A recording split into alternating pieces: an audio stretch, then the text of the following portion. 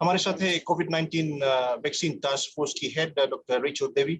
Doctor देवी, सबसे पहले नवतरंग सरगम और फिजी विलेज के लिसनर्स और व्यूअर्स की ओर से आपको बहुत-बहुत धन्यवाद कि आपने अपना समय निकाला है कुछ खास जानकारियों को हमारे लिसनर्स और व्यूअर्स के साथ बांटने के लिए।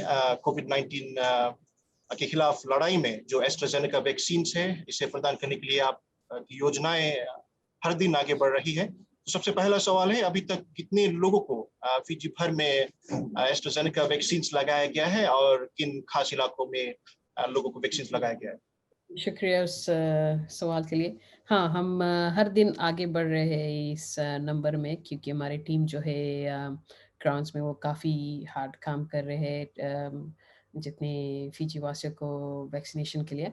तो अभी तक देखें तो आज कल सांझ को जब हमने वैक्सीनेशन राउंड ख़त्म किया, 220,437 इंडिविजुअल्स को हमने फर्स्ट जैब सिर्फ दिया है। फर्स्ट जो वैक्सीनेशन फर्स्ट डोज है वो हमने एडमिनिस्टर किया है। और सेकंड डोज को ले अब अभी तक हमारे पास 4,773 इंडिविजुअल्स को हमने सेकंड डोज दे दिया है। तो मेरे ख्याल से बहुत ही कम है जो अभी जिसने भी फुली वैक्सीनेटेड हुआ है। और मगर वो शुरुआत हो गई कि अब हम सेकंड डोज दे रहे हैं धीरे-धीरे। और हाँ, आपका जो एक और सवाल था उसमें कि कहाँ पे ज़्यादा करके ये लोग हैं। हमने जब ये वैक्सीनेशन का जो कैंपेन शुरू किया था 2 हफ्ते 2 हफ्ते हो गया। हमने ये सुबह में ही सुबह नुसोरी कॉरिडोर में सुबह शुरू किया था। एंड उसके बाद में लास्ट वीक जो अगला हफ्ता जो ख़त्म हुआ, वहाँ पे हमने वेस्टर्न में से शुरू किया। और तो ज़्यादा करके देखो तो लोगों जो ये फर्स्ट डोसेज़ है और सेकंड डोसेज़ है, ज़्यादा करके यही वीती लेवु में है। वनवा लेवु में सिर्फ अबाउट 10,000 वैक्सीनेशन हो गया है।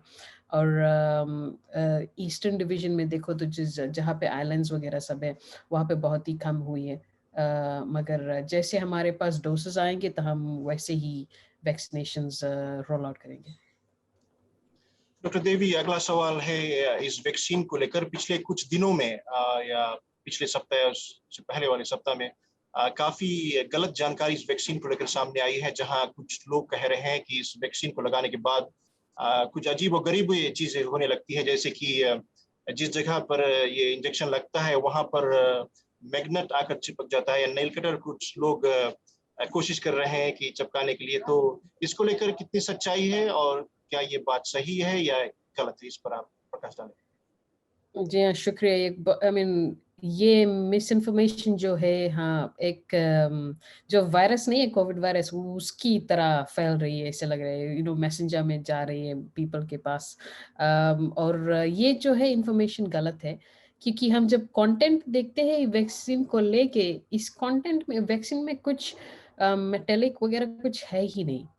और ये वैक्सीन नॉर्मल तरीके से ही बना है जो और सब वैक्सीन्स को लेके।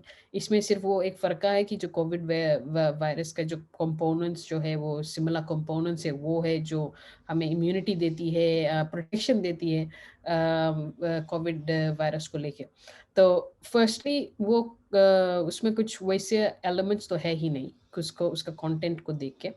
और सेकंडली जो है, ये जो हमने अभी यही सप्ताह में कल परसों मंडे को हमने जब एक सेशन किया था एफएनयू में, एफएनयू सेशन प्रोफेसर्स के संगे कुछ, उसमें एक प्रोफेसर ने ये दिखाई थी कि अच्छा मैग्नेट है हाथ में, मैंने उसको लिख किया, अपने सर पर लगाया, वो चिपक गया।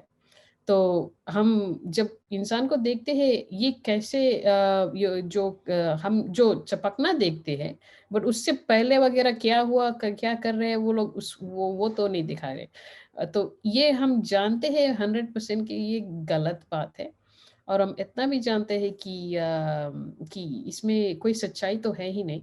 और एक और चीज़ हम ये श्रोताओं को बता दें कि अगर अगर आपको वैक्सीन नहीं लगवाना है, आप राइट इन्फॉर्मेशन ले लें और दूसरों को भी नहीं उकसाए कि आप नहीं लो, बिकॉज़ ये गलत इन्फॉर्मेशन जो है ये इंसान को सोचने में कर देती है। इसलिए हमें ये सेशंस भी कभी-कभी करना पड़ता है कि एक्सप्लेन करना पड़ता है कि ये क्या हो रहा है, कैसे हो रहा है वगैरह।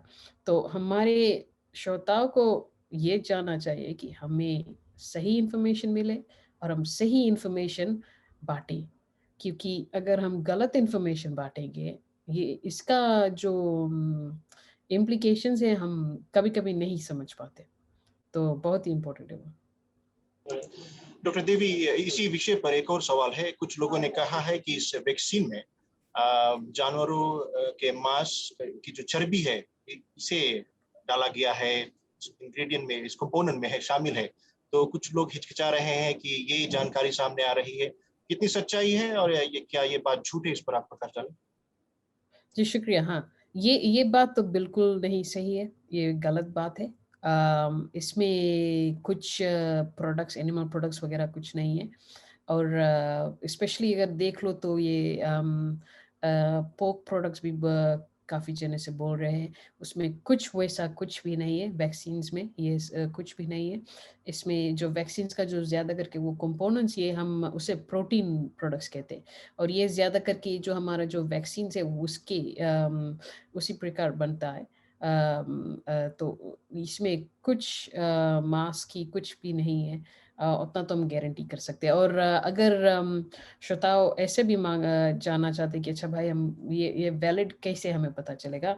आप सिंपली इसका कंटेंट, एस्ट्राज़ेनेका का कंटेंट सर्च कर दीजिए, आपको मिलेगा।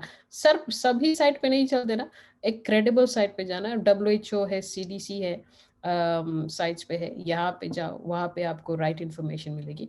तो उस साइट्स पे जाकर आप वो जो बेसिक कंटेंट्स है, बट मैं ये कह सकती कि उस कंटेंट्स को जब आप देखोगे, वो ज़्यादा करके साइंटिफिक नाम पे होगी। बट हम ये गारंटी कर सकते हैं आपको कि इसमें कुछ ऐसा नहीं है। डॉक्टर देवी, बाँ में कुछ लोगों ने कहा है कि वो ये वैक्सीन नहीं लगवाना चाहते हैं क्योंकि शायद 2 या 3 सालों में उनकी मौत हो जाएगी। तो इस प्रकार से भी लोगों का विचार है, लोगों की राय है। तो इस पर आप क्या कहना चाहेंगे, जो लोग पिच विलेज, नफ्तरंग और सरगम के जरिए आपका इंटरव्यू देख रहे हैं? शुक्रिया। हाँ, बहुत ही इम्पोर्टेंट क्वेश्चन है, ठीक है। बिकॉज़ कभी-कभी हमारा सोच ही वैसी है कि अच्छा मर जाएँगे 2-3 साल में, क्यों दवाई लें, क्यों ये इंजेक्शन लें। मगर एक रकम से देखो तो भाई हमारे पास एक परिवार है, एक परिवार से हम जीते हैं, एक परिवार के संग हम रहते हैं और उस परिवार में हमारे पास बच्चे भी हैं।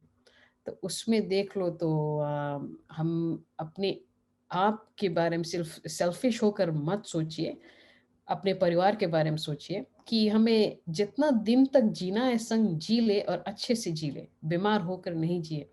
और एक और चीज़ हमें ये बता दें कि हमारा जो ये हम इसके बारे में विषय कर रहे हैं, जो हमारा एक कॉन्सेप्ट, जो एक साइंटिफिक कॉन्सेप्ट है वैक्सीन्स को लेके, हर्ड इम्यूनिटी कहते हैं उसको। और अभी हम जानते हैं कि 18 ईयर्स से अंडर हम किसी को वैक्सीनेट नहीं कर रहे हैं अभी फिजी में। हम शायद के बाद आगे जाकर करेंगे। बट जब हम बुजुर्ग लोग अडल्ट्स वैक्सीनेट होए, हम लड़कन, हमारे पास जो लड़कन है घर पर वगैरह, उन लोगों को हम प्रोटेक्ट कर रहे हैं। तब अगर आप अपने लिए नहीं, तो अपने बच्चे के लिए तो ये कर सकते हो। उतना प्यार तो हम में है कि वो हम कर सकते हैं। और वो एक चीज़ जो है वो इम्पोर्टेंट है। और आपके बच्चे भी आपको अच्छा देखना चाहते हैं कि ये नहीं कि अस्पताल में जाए, भर्ती हो या बीमार पड़ो। तो आपके बच्चे भी आई एम प्रीटी श्योर जानना चाहते हैं और देखना चाहते हैं कि जब मेरे पापा, मेरे माँ अच्छी है, कोविड से कुछ अफेक्ट नहीं हुई है। और इस वैक्सीन को लेकर देखो तो ये वैक्सीन्स हमें सीरियस जो बीमारी है उसका, कोविड का, उससे बचाती है। और हम ऑलरेडी देख चुके हैं फिजी में कि 4 जन मर चुके हैं लास्ट ईयर से लेके अभी तक, कोविड से लेके रिलेटेड। और इन लोगों को और भी बीमारी थे। तो कोविड जब आती है तो उन लोगों को वल्नरेबल कर देती है, तो जो वीक कर देती है उनका शरीर को। तो इसलिए उसका देहांत हो जाती है। बट उसके लिए हमारे जो वैक्सीनेशन का जो प्रोग्राम है बहुत ही इम्पोर्टेंट है। डॉक्टर देवी, जबकि बात बच्चों की हो रही है तो अगला सवाल उन्हीं पर है। यूएस में कुछ हेल्थ अधिकारियों ने कहा है कि अब जो वैक्सीन है ये कुछ उम्र के बच्चों में को भी लगाया जा सकता है। तो कुछ अच्छी खबर आई है। जहां तक फिजी का सवाल है, अभी फिजी का स्टैंड क्या है और आगे चलकर क्या कुछ योजनाएं हैं मिनिस्ट्री ऑफ हेल्थ की? जहां तक बच्चों का सवाल है, क्या उन्हें ये वैक्सीन लगाया जा सकता है? जी हाँ, शुक्रिया। मेरे ख्याल से बहुत ही माँ-बाप वरीड है कि अच्छा मेरे मेरे बच्चे अभी वैक्सीनेट नहीं होंगे, कैसे होगा? अभी जल्द ही में यूनाइटेड स्टेट्स में एंड आई थिंक कुछ और भी कंट्रीज़ में, आई थिंक कनाडा में भी हो गया है कि 12 से 16 इयर्स को वैक्सीनेट कर रहे हैं, वो जो फाइज़र वैक्सीन है उसके वो वैक्सीन को यूज़ करके। और हम जानते हैं कि फ़ाइज़ा भी फ़िजी में है ही नहीं, बट उसमें हम देख रहे हैं कि अगर हम लेके आ सकते हैं फ़िजी में लड़कन के लिए कि नहीं, मिल गया तो वो सब अभी जानकारी भी हो रही है। मगर उसके अलावा जो हम कह रहे हैं कि एस्ट्राज़ेनेका जो वैक्सीन है, उस पर ऑब्वियसली जानकारी भी चल रही है, रिसर्च चल रही है कि ये वैक्सीन हम बच्चे पे लगा सकते हैं या नहीं। शायद के बाद कुछ ही दिनों में, कुछ महीनों में पता चल जाएगी और जब पता चल जाएगी तब हम सकते हैं कि अच्छा ये पॉपुलेशन वैक्सीनेट करें। मगर इसके अलावा देखो तो जबले वो अभी हो नहीं रही है, उसके अलावा अगर हम देखें तो अगर हम प्रोटेक्शन बच्चे को दे सकते हैं बाय एडल्ट्स, हम अपने आप को इम्यूनाइज़ करके, तो हम वो एक इम्पोर्टेंट स्टेप अभी कर सकते हैं। और वो एक कॉन्सेप्ट जो हम सब टाइम कहते हैं कि हर्ड इम्यूनिटी बहुत ही इम्पोर्टेंट है और वो हमारे बच्चे को भी प्रोटेक्ट करती है। मानो अगर हम 10 जन हैं एक रूम में, एक घर में मानो 10 जन हम हैं और उसमें से 8 एडल्ट से 2 बच्चे हैं। हमने पूरा 8 एडल्ट्स को वैक्सीनेट किया, वो 8 एडल्ट्स जो है, जो बुजुर्ग लोग हैं, वो बच्चे को प्रोटेक्ट करेंगे। दैट्स वो उसका जो कॉन्सेप्ट है उसे कहते हैं हम हर्ड इम्यूनिटी। तो जैसे आपने पहले कहा था, जो बाँ में है कुछ लोग हैं कि 2 साल में मर जाएँगे, क्यों वैक्सीनेट लें? और उसमें भी मैंने समझाया कि अच्छा, अगर हम सकते हैं तो अपने बच्चे के लिए और अपने जो अगल-बगल में है, उन सब के लिए वैक्सीनेशन कर लें। डॉक्टर देवी, जहाँ तक कवरेज का सवाल है, मिनिस्ट्री ऑफ हेल्थ का लक्ष्य यानी कि एम क्या है इस वैक्सीनेशन ड्राइव को लेकर? कितने परसेंट फिजी का जो पॉपुलेशन है, जो लोग वैक्सीनेट हो सकते हैं, कितने लोगों को मिनिस्ट्री ऑफ हेल्थ वैक्सीन लगाने का लक्ष्य बना रही है ताकि जो कवरेज है ये अच्छा रहे और हम सुरक्षित रहे इस बीमारी कोविड-19 से? जी हाँ, अच्छा एक रकम से देख लो तो ये हर्ड इम्यूनिटी फिर से वो कॉन्सेप्ट आती है। तो हम जानते हैं कि वर्ल्ड हेल्थ ऑर्गेनाइजेशन डब्ल्यूएचओ ने कहा है कि 70% अबव हमने अगर वो टारगेट पॉपुलेशन को वैक्सीनेट किया वो चलेगा। मगर उससे जो अच्छा रहेगा तो वो उससे बेहतर है। तो उसमें देख लो तो हमारा जो फिजी का टारगेट है, हमारा जो टारगेट है वैक्सीनेशन रोल आउट का 90 टू 95% का टारगेट है। हाई है मगर इम्पोर्टेंट है, वो ज़रूरी पड़ जाती है बिकॉज़ अ, हमारा हमारे पास वो एक एक समझो एक वेपन है जो हम कोविड-19 वायरस के अगेंस्ट हम यूज़ कर सकते हैं। तो ये हमारा individual target as a country है 90 टू 95%, 95% अबव। और ये जो टारगेट है तो सिमिलरली हम ये टारगेट्स हम सब वैक्सीन्स में देखते हैं। सिर्फ कोविड-19 वैक्सीन्स में नहीं, बट हम मीज़ल्स में देखते हैं और मेनिंजोकोकल जो अभी कुछ आउटब्रेक कुछ दिन पे हुआ था, उसपे भी देखते थे। तो हमारा यही टारगेट है। डॉक्टर देवी, आखिरी सवाल है। ऑस्ट्रेलिया काफी मदद कर रही है फिजी को एस्ट्राजेनेका वैक्सीन प्रदान करने के लिए। लगभग हर सप्ताह वहां से वैक्सीन फिजी पहुंच रहे हैं और इस सप्ताह भी पहुंचेगा। इसके साथ न्यूजीलैंड भी काफी मदद कर रही है अन्य देशों के साथ में, जबकि और भी वैक्सीन लगातार हर सप्ताह फिजी पहुंच रहे हैं। तो मिनिस्ट्री ऑफ हेल्थ की जो योजनाएं हैं, किन इलाकों में किन लोगों को सबसे पहले ये वैक्सीन लगाया जाए, जबकि सुबह और नौशेरे के बीच में केसेस काफी ज्यादा संख्या में हर दिन बढ़ रहे हैं, साथ में वेस्टर्न डिवीजन में भी, तो इसको लेकर आप इस विषय पर प्रकाश डालें। जी हाँ, शुक्रिया। ये बहुत इम्पोर्टेंट है जानना कि हम क्यों ये वैक्सीन्स ज़्यादा करके यहाँ पे सुवर्णसोरी कॉरिडोर या वितिलेवु एरिया में दे रहे हैं अभी। पहला तो यही है कि यहाँ पे ज़्यादा केसेस है और बढ़ रही है दिन ब दिन, और इसको देखो तो हमें यहाँ के लोगों को ज़्यादा प्रोटेक्शन देनी है। एंड मुझे ये भी मालूम है कि काफ़ी लोग जो वनवलेवु में हैं या आइलैंड्स में हैं, वो लोग भी वैक्सीन्स को वेट कर रहे हैं और पूछ भी रहे हैं, मांग भी रहे हैं कब वैक्सीन्स वहाँ पे आएगी। तो आएगी जैसे हमारे पास बहुत ही ज़्यादा वैक्सीन्स होगी, डोसेस होगी, और हम जब दे पाएंगे। मगर एक चीज़ अच्छा है कि जब हम ये जो वितिलेवु में फोकस कर रहे हैं, क्योंकि यहाँ पे ज़्यादा केसेस है, वनवलेवु में अभी नहीं है केसेस, तो ये एक अच्छा चीज़ है। आप ये कह सकते हो कि आप कोविड फ्री हो उधर।